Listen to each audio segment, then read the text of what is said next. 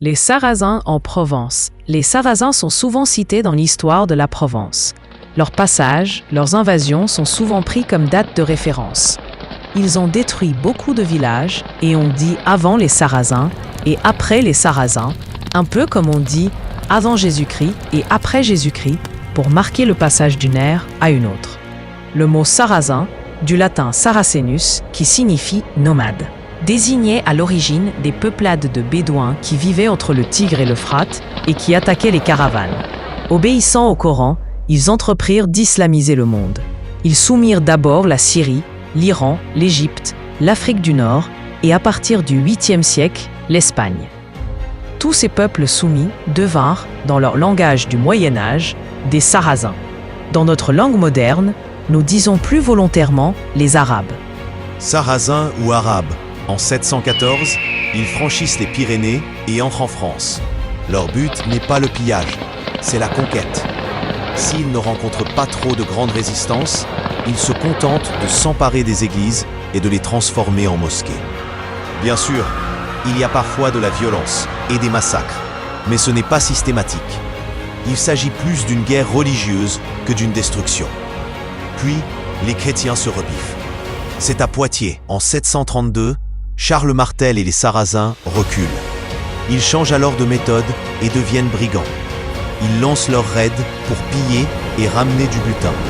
Ce sont les razzias auxquels s'ajoutent bientôt les expéditions maritimes. Notre Provence n'avait pas tellement souffert de ces attaques-là. C'étaient surtout les grandes villes qui étaient visées parce que possédant de grandes richesses, notre région plus pauvre fut épargnée. Venue par mer en 888, une barque de Sarrasins d'Espagne, détournée par le mauvais temps, fit naufrage dans le golfe de Saint-Tropez. Ils n'étaient au départ qu'une vingtaine. Du haut des morts, ils virent un pays sans véritable organisation militaire, sans unité politique. Une proie facile était à leur portée. C'est là pourquoi ils s'installèrent au Fraixinet, la gare de Fresnay 83. Des renforts arrivèrent d'Espagne et d'Afrique du Nord. Peu de temps après, le Fraixinet était devenu une forteresse imprenable. À l'abri, derrière leurs fortifications, les Sarrasins organisèrent leurs razzias sur toute la Provence. Toujours plus loin pour trouver le butin. Toujours plus nombreux puisque les prises étaient faciles. Ils arrivèrent ainsi à contrôler les cols des Alpes. Il n'était pas plus question de conquête ni d'islamisation. Il était question de pillage, de massacre et de destruction. Les voyageurs qui étaient pris au col étaient rançonnés et devaient payer pour pouvoir continuer leur route. Quelquefois aussi, des seigneurs leur demandaient de l'aide pour régler leurs différends. Ils faisaient ainsi office de mercenaires, mais ils ne se gênaient nullement pour attaquer leurs anciens employeurs à la première occasion. Plusieurs générations subirent leur pillage. Rien ni personne ne semblait pouvoir les chasser de chez nous. Un événement allait favoriser l'union des forces et l'organisation de la défense. Ce fut l'enlèvement de Mailleul, le Saint Mailleul, que la légende fait naître à Valençol, 04, dont il est le saint patron. Mailleul jouissait d'une énorme considération parmi ses contemporains. Dans toute la chrétienté, son renom était répandu. On disait qu'il avait refusé la tiare pontificale par modestie. Il fut l'un des premiers abbés de Cluny. Les rois, les empereurs le consultaient avant de prendre une décision importante. Sa sagesse, sa sainteté étaient proverbiales.